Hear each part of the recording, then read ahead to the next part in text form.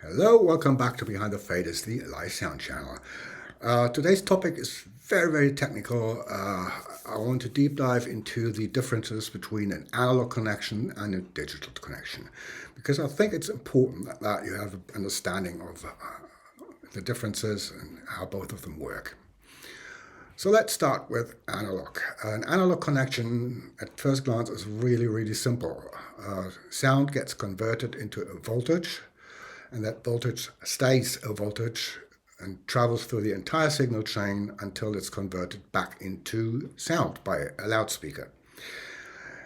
And the voltage travels almost at the speed of light, so it's absolutely instant.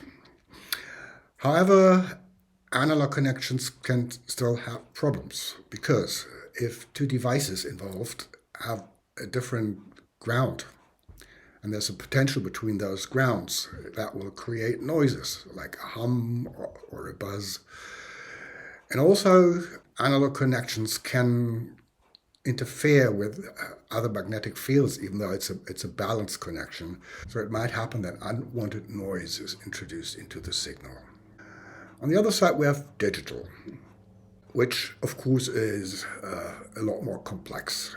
Sound is converted into a voltage, and then that hits a D converter, where it gets converted into numbers. And then these numbers get reconverted by a DA converter back into a voltage to then eventually become sound again. And this conversion, of course, takes time. Not much, a little, but it does take time, and we call that latency. So how exactly is this latency building up? Well, first of all, the converters. The converter needs a tiny time window to measure and quantize the signal. After that comes buffering. Digital system groups samples into packets, and a packet must be filled before it can move on.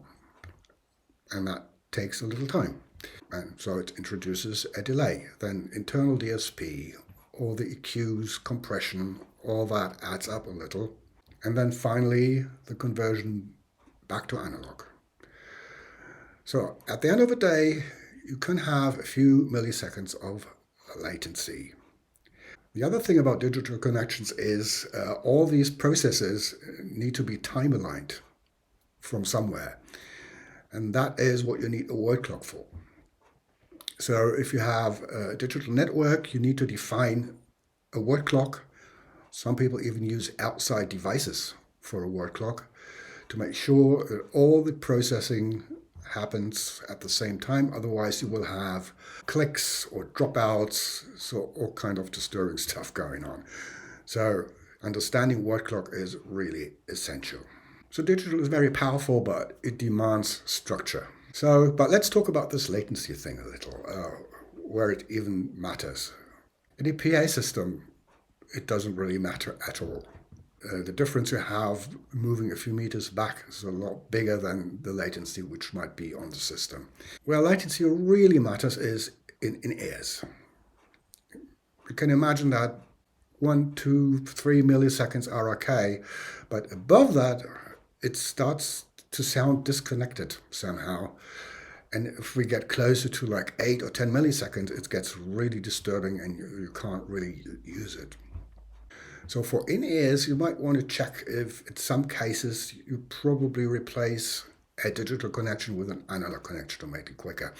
I heard a story once about, who was that? Famous opera singer, and he was using in-ears.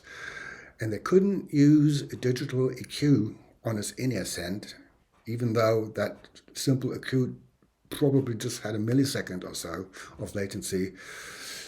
At least he claimed he could hear that.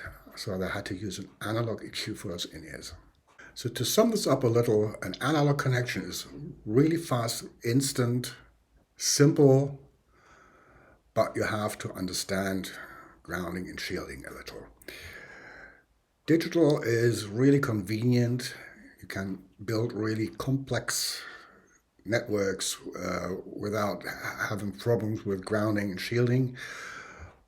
But you have to understand about the complexity, you have to understand about the word clock. And you have to know about the latency and where it matters. So that's it for today. If you have questions or comments, leave them in the comment section. If you have a lot of questions or a special set of questions, consider booking yourself a coaching call. And if you haven't yet, please subscribe to the channel because that helps me so much and it's just a click for you. I see you around. Bye-bye.